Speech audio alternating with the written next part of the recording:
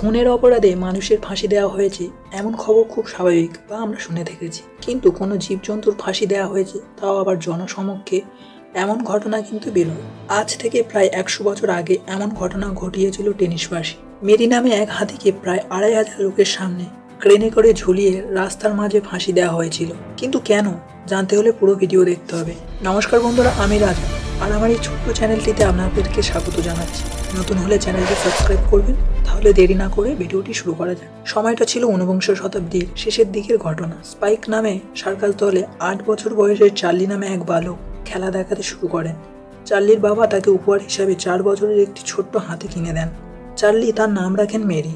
অল্প দিনের মধ্যে তাদের দুজনের খুব গভীর বন্ধুত্ব হয়ে ওঠে। বছর খানেকের মধ্যে চার্লি একটি আলাদা সার্কাস দল তৈরি করেন, যার নাম রাখেন স্পাইক ওয়ার্ল্ড ফেমাস শো।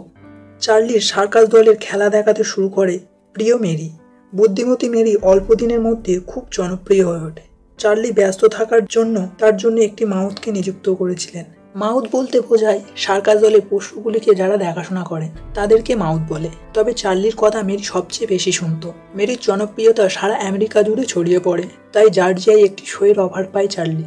জর্জিয়ায় যাওয়ার প্রস্তুতি নেন তারা, আর এই সময় মেরি পুরনো মাউথ মেরির দেখাশোনার কাজ ছেড়ে দেন। তাই চার্লির নতুন মাউথকে নিযুক্ত করতে হয় এবং তার নাম ছিল এলরিচ। চার্লি এলরিচকে হাতি দেখভালের যাবতীয় নিয়মকানুন শিখিয়ে দেয়। দেখতে দেখতে সার্কাসের খেলা দেখানোর দিন অর্থাৎ 1916 সালের 12 সেপ্টেম্বর ভয়ঙ্কর দিনটি চলে আসে। খেলা চলাকালীন মেরির নতুন মাউথের কথায় তেমন একটা সাড়া দিচ্ছিল না মেরি। মেরিকে বাগে আনার জন্য এলরিচ তার মাথায় খোঁচা দেয়, আর এতেই মেজাজ হারিয়ে ফেলে মেরি। মেরি তার নতুন মাউথ অর্থাৎ এলরিচকে সরে পেঁচিয়ে আছাড় মারে আর মেরির পা দিয়ে পিষে হত্যা করে। চোখের সামনে এমন একটা ভয়াবহ দৃশ্য দেখে দর্শকরা পালিয়ে যেতে শুরু করে। এই খবর চারদিকে ছড়িয়ে পড়তে থাকে দ্রুত গতিতে, যার ফল হিসাবে মেরির কপালে জোটে ফাঁসির মতো এক ভয়ঙ্কর সাজা। চার্লি এতে প্রথমে আপত্তি জানালেও তৎকালীন সমাজের বেশিরভাগ মানুষ একজোট হয়ে মেরির ফাঁসি চাইছিলেন। তাই 1916 সালে 13 সেপ্টেম্বর অর্থাৎ ঘটনার পরদিন সকালে কুয়াশাচ্ছন্ন বৃষ্টির দিনে রেলপথ দিয়ে টেনিসে নিয়ে এসে 2500 লোকের সামনে রাস্তার মাঝে 5 টন ওজনের মেরির গলায়